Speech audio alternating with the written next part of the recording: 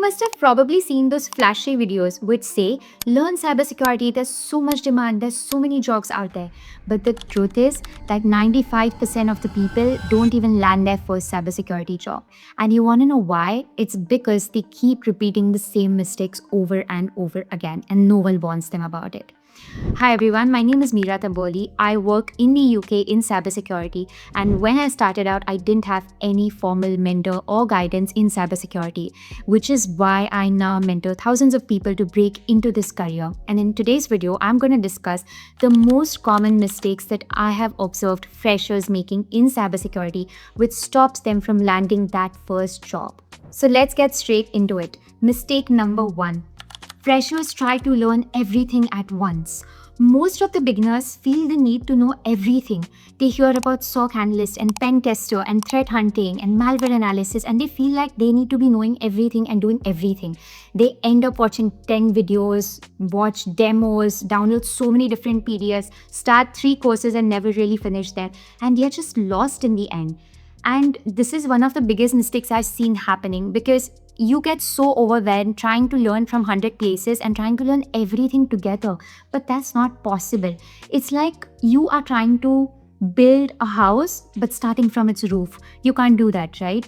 We need a proper strategy when it comes to learning cybersecurity. If you are a fresher or beginner, you need to first start with the basics. That is learning operating systems, then learning computer networks, then going for the cyber fundamentals, then doing lots of hands-on and practical work. This is how you actually build a strategy. You can't try and learn everything at once. Nobody is an expert at every single thing, right? Cybersecurity landscape is changing every single day. We see new and new attacks happening. Everyone in the industry also have to be updated and read news constantly and keep updating their skills. So stop feeling the need that you need to be an expert in everything. Even companies don't expect freshers to know every single subdomain. What they expect is you to have genuine passion and interest. You need to do things that actually demonstrates you're interested in cybersecurity, and the fundamentals should be right.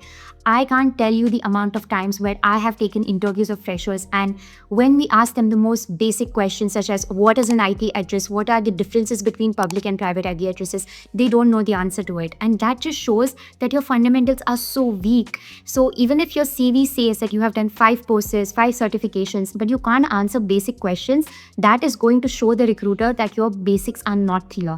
This is exactly what you should work on. If you want the perfect cybersecurity roadmap or suggestions on where to start and which courses are right, please check the links in the description because I have mentioned all of them. The second biggest mistake, learning only theory and not doing hands-on. I can't stress this enough. It's a big one. I get on so many of my mentoring calls, and when I ask people, why do you want to do cybersecurity? What have you done in cybersecurity?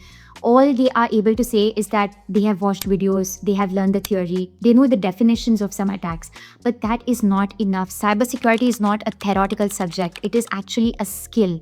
So what you should be doing is actually building your skills, hands-on skills. You should set up a virtual machine, try phishing analysis, use tools such as TryHackMe, play CTS, participate in these competitions, try to create your own SOC lab.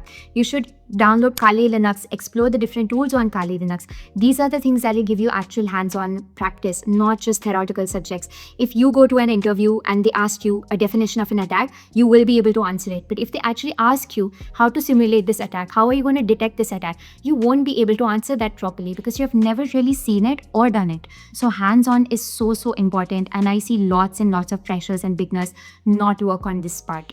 Even if you don't know everything, trying makes you stand out. I understand that as a beginner, it can get difficult. You might start a few things, get stuck. You might try and set up a VM, but you have a lot of troubleshooting issues. But by trying these things, you actually learn. When you decide you want to try something hands-on and you start it, even if you come across so many difficulties, you will try to solve them one by one. And that's the process that actually teaches you things. That is the thing that builds your experience up. So don't be afraid of not being able to successfully do it. Let's say you're trying to simulate an attack. Let's say you're trying to solve the CTF competition and you're not able to do it. That's all right, because you've really learned a lot out of it without even realizing it.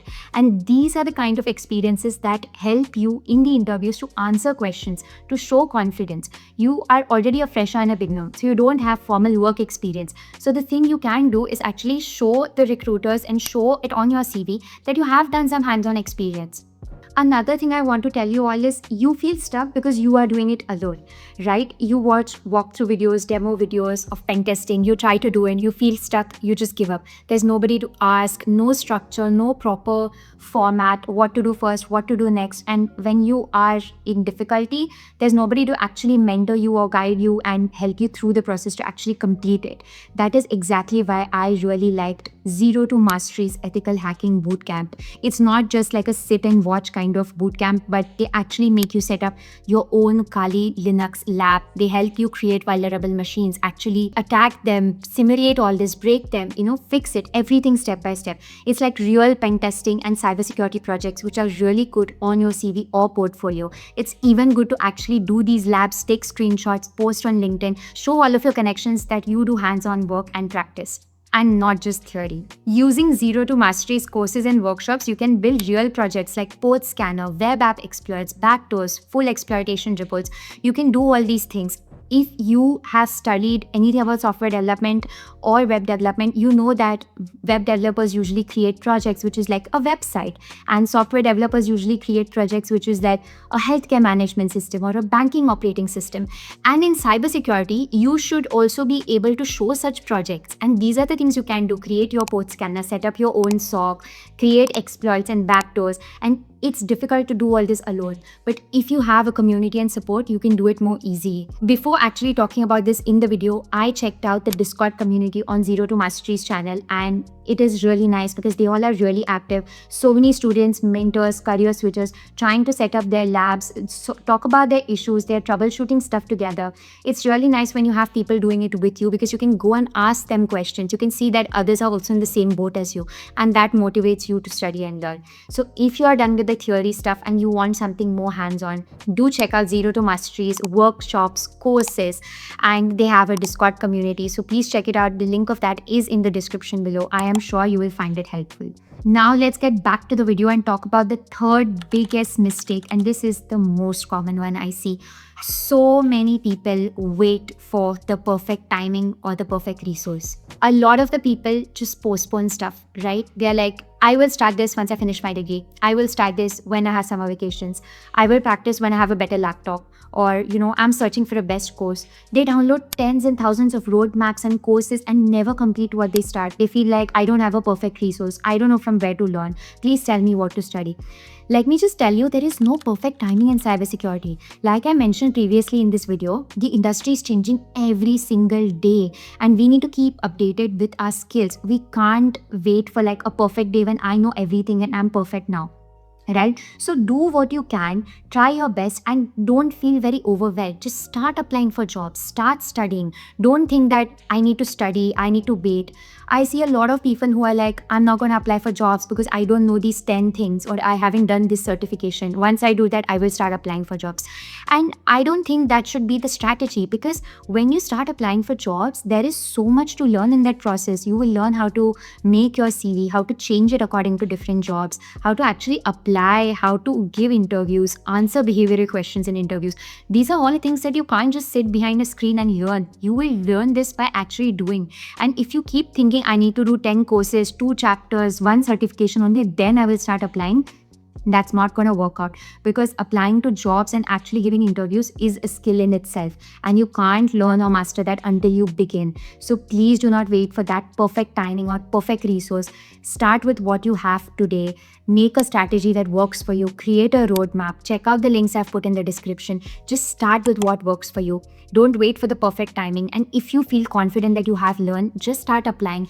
Don't read too much into it. When you apply, you get rejections. That's how you will learn and you will move forward. Companies are not looking for perfectionists and freshers. They are looking for enthusiastic learners, people who are open to learn, who have good, strong fundamentals. That is all it is. It's just try and try. It's better to be messy and just begin rather than waiting for the day you get perfect and then start your process, right? You will learn by doing. Even if you know 60 to 70% of the things mentioned in job descriptions, just go ahead and apply to that job. I have seen so many people preparing from 1 year and not even to get a job, and so many others who prepare for 3 months and get a job. And it has nothing to do with the luck or the hard work. Both of them are working clearly hard. And it's not even something to do with luck. It's just about beginning. Stop thinking that I need to do something, I need to become perfect, only then I can start, I'm not capable enough, I don't know anything. Don't think about these things and just begin. That's the only thing you need. If you found this video helpful, please don't forget to like and subscribe to my channel. Check out the other videos, I'm sure it'll be helpful. Once again, check out the links in the description as well. And if you are still confused and don't know what to do and where to begin, I do offer one-on-one calls and mentorship. So please check the link in the description and schedule a call with me. We will have dedicated time in which we can discuss about your situation and we can come up with a proper clear strategy for you.